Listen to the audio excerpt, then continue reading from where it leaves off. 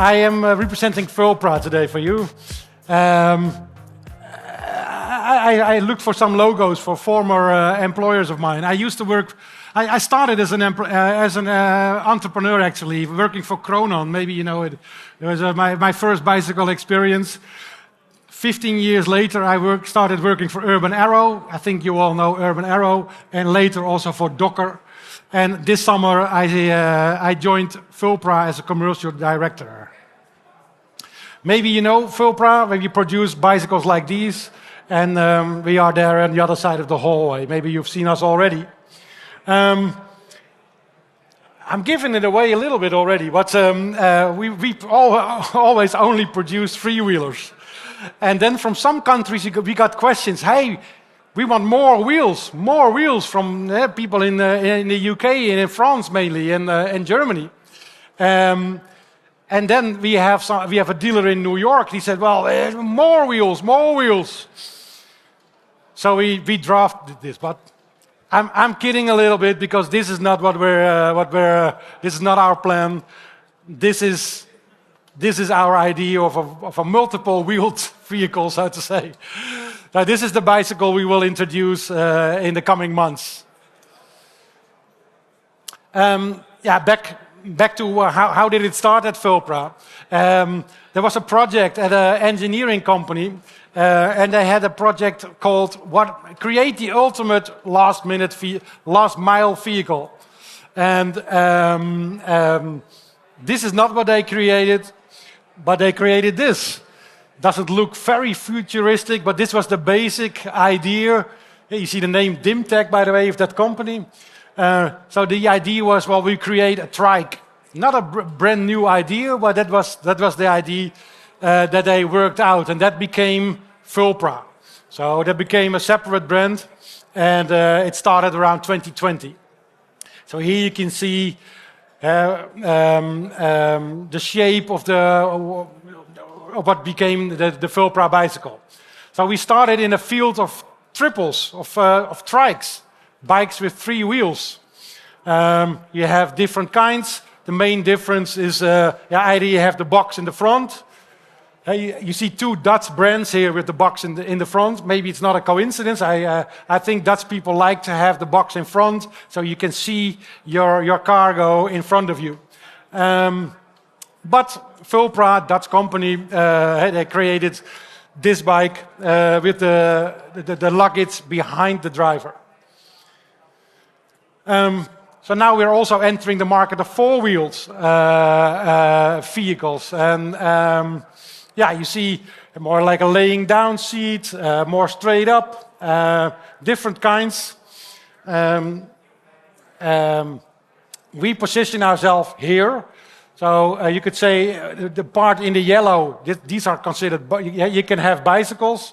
So with a load capacity of about over 2.5 cubic meter. If you go over it, you really can't have it on a bicycle anymore. So then you really need a van. You have two-wheeled cargo bikes with a load capacity of about, say, 1/2 of a cubic meter. And our bikes go up to 5 times bigger than a two-wheels bicycle. If you go bigger than our bikes, then you come in the region of lefts and electric vans. This is the actual situation, more or less, in a lot of cities. So you see vans, and they get stuck in traffic. I think maybe there's one slide from you, Philip. I'm not sure, but I think you all know this. This is in Amsterdam, for instance. One ride by bike is only 5 minutes and 1.5 kilometers. If you have the same destination and you need to do it by van, it takes you 19 minutes, and the ride is a bit longer. It's 4.4 or 4.3 kilometers. Also in Brussels, and this might be from you, Philip. I thought, or not? No, a bit similar, but it's not only in Amsterdam and the Netherlands, I wanted to say, but it's an international phenomenon. Well, by bike, you are way quicker.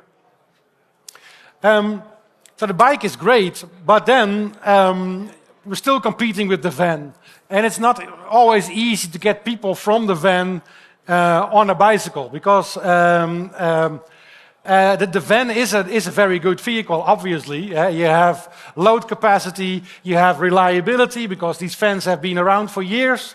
But the effectivity of a van is getting the problem. So we want to create a vehicle that is effective, that can bypass the traffic jams, that also has a load capacity and has a reliability. So for us, these are the three cornerstones that we built Fulpra on.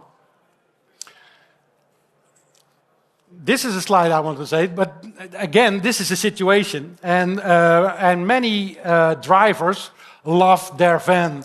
It's a cultural thing, maybe. You want to talk with your friends about car brands, and it's cooler to say that you are a driver in a van than driver on a bike. But consider the smoking. Only a couple of years ago, you could smoke everywhere. And then smoking got prohibited. And in the beginning, people thought, well, this is ridiculous. When you go to a cafe, you know that people will smoke there. But now, if you go to a cafe or an office and you light up a cigarette, people will boo you. You will be thrown out of the office. So we need such a cultural change for traffic, for mobility as well. But still, you could say automotive is the standard. And we think, well, we want to create the ideal last mile vehicle, as I said. So we have to get close to the automotive feel, at least. So we put a lot of effort in our after sales. So we have, I don't know if this starts to, yeah, it starts to move. We made animations like this, so our dealers and our partners can point exactly, I need this part. It's the right upper swing arm. It has a price of 178 euros, and I can order it directly at Fulpra. We want to get the bicycle business to a higher level. Our customers have real-time fleet control. They know where their bikes are. They can see the behavior of the driver. We can do diagnostics from our office. So if you call us, we can look with you. And if you have a problem, we can solve it together. So we want to push it to a higher level. So this is our current fleet. When we introduced the four-wheeler. And we already have some very nice customers that we are really proud of. PostNL, DHL, Jimmy Loves Food, and Truffles is a small company in food. We sell our bikes at the moment in, say, 12 countries, from the Netherlands, where we're from, Belgium, France, UK, Germany, Denmark, Sweden, Norway, Canada, and the United States. This summer, we revealed the design of our beautiful Quattro. So that's the four-wheeler.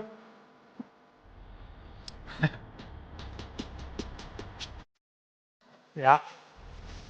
So it doesn't have 6 wheels or 8, but 4 wheels. The platform of the Quattro is exactly the same as for the triple. So the bike mainly is the same. And now we have a cabin and an extra wheel, and it doesn't tilt anymore, because the three-wheeler of ours tilts, so it drives like a two-wheeled bicycle. We think it's very handy and pleasant, but in other countries, mainly, people think it's maybe difficult or scary, and they prefer to sit straight in a cabin. So that's why we have the four-wheeler now. So this is again our fleet. And then we are ready to sell. So I'm here to catch orders and to catch the fly. But what do you get from the audience? They want pilots. Oh man, we don't want pilots. Well, okay, we do want them, but I prefer straight orders. But people want pilots. And pilots, maybe day one we deliver a brand new vehicle, and then you come back for day two. But that's the business we are in. So we have to deal with this. So we are open for new pilots. If you are interested, please contact me. This is what we are on the world for, reshaping urban transport by reinventing last mile mobility. And this is our premises in Nieuwegein here in the Utrecht area. We also have an office in Antwerp in Belgium. So please feel free to visit us, come by, and thank you for your attention.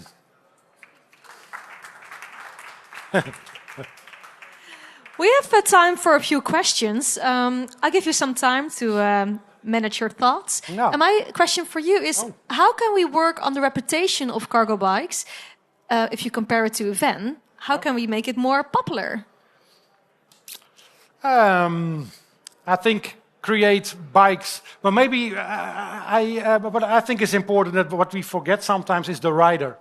So it's also, we are doing mainly business with management, with directors, with managers, and they have certain goals and they are enthusiastic. But please take a look at the rider and ask him or her what she likes. Maybe she likes a roof, or she doesn't like a roof.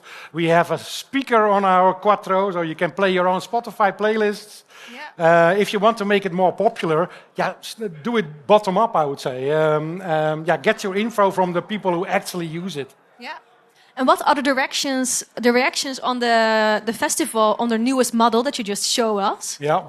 What are the reactions? Yeah, what I think is remarkable that we have two bikes, a three-wheeler and a four-wheeler, and I think everybody walks directly to the four-wheeler. Okay. So that's for us also maybe because they already know the triple. Yeah. But we are very happy with this, with the response. Yeah. And we also were at a Eurobike, and then it was the same story. Okay. And I also think if you ask people, well, you see these two bikes next to each other, which bike would you choose if you have a long tour to make today with 20 stops? Which one would you take? Most people say the Quattro. So for us it's the confirmation that we created the right vehicle. Cool. Yeah. Who already checked the vehicles? Can I see some hands? Who already tried it or saw it on the festival? You checked it? All right. There's still lots of work to do. Yeah. I know, that's why we're here. Yeah, cool. So check it out. It's really a beautiful vehicle. I was walking next to it and I was like, wow. It really looks good, huh? drew my attention. Yes. Are there any questions in the audience? Please raise your hand if you have a question. Yeah, there's a question there. I come to you. Hello, how are you? Hey, what's up? I'm joining you from New York, so I've seen bikes like those in New York. And in your presentation, you talked a lot about, the transition from van to the bike. Yeah. What I'm seeing in New York is skepticism from traditional cyclists and traditional e-bikes with these coming now on bike lanes, because at least in America and New York, we're fighting for every inch of bike lane. Yes. So interacting with this on a bike feels more like interacting with a car or a truck, because there are blind spots, four wheels, larger mass, larger speed. So this is more of a cultural question too. But how do you deal with that, right? Because if I'm a cyclist and I'm dealing with this thing in my bike lane now, that feels like I'm dealing with a truck or a van. You might win over the van drivers, but you might lose the cyclists in the process, right? Yeah. Which have really made sure that places like New York have bike infrastructure. So we're seeing a lot of backlash on e-bikes even in New York. They just set the speed limit to 18 miles per hour. Yeah. An e-bike rider recently killed a pedestrian. And even though these are isolated compared to cars and the harms cars cause, it's causing a lot of backlash. And the cyclists are being blamed for it. So if this hurts someone, me as a traditional cyclist or e-bike rider might get blamed for this thing you're calling a bike. Yeah. Thank you. Yeah, I understand your point. You see a shift here in the Netherlands, at least, from the bicycle lane to the street. So I think Jos Luijsmans is a big ambassador of this. Our bike supports until 25 kilometers an hour. And in inner city of Amsterdam and in a lot of other inner cities, the maximum speed is 30. So that's almost the same. So if you take the big cargo bikes from the bicycle lane and put them on the street between the cars, that will be the solution, I think. We have a video, by the way, from New York with our bike. We have a dealer in New York who's super enthusiastic, and it drives just on the avenue, not on a bicycle lane, but on the side of the road. And that seems to work quite well, but yeah, you know better maybe. I know that the bridges and the bicycle lanes on the bridges are too narrow. You can't take Brooklyn Bridge, for instance, with a quattro. So you should stick to Manhattan either or Brooklyn. But yeah, so I get your point. The bikes get bigger, and maybe every change brings some opposition. So, but we think that this is a direction things should be headed to. And how do you look at the aspect of safety that you brought in? Yeah, well, we think the cabin protects the driver better. That's safety on one side, safety on the other side. Yeah, we have engineers who thought about this. I don't really know. We try to make, obviously, the vehicle as safe as possible. Sometimes people have ideas, I think Bradford also knows, but to create a cargo bike with a speed of 45 kilometers per hour, yeah, I think that would be too dangerous. So keep it to 25, be careful, train your drivers very well, reward drivers when they drive safe. Yeah, I think these things you can do. All right, thank you. We have time for one more question. So if you have a question, please raise your hand. I have a question.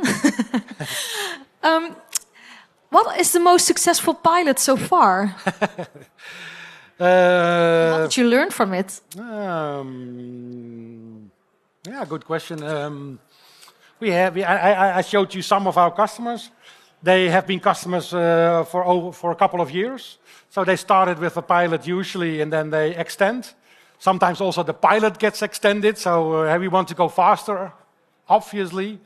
Yeah, it's difficult to say. We have customers in Sweden, and when I had a video call with them, I thought, wow, Sweden seems like our natural habitat. And then you have a video call with people in London. We were in London last week. Yeah, they are also very enthusiastic, and it suits very well there. And then we have this New York case. So, yeah, we have, thank God, a couple of very well successful pilots. Okay, cool. Yeah. And what's the biggest challenge right now, and how can we as a community can help you overcome that? Yeah, the first thing that comes to mind maybe is legislation. So there's lots of uncertainty about legislation, the place on the road, driver's license, yes, no, license plate.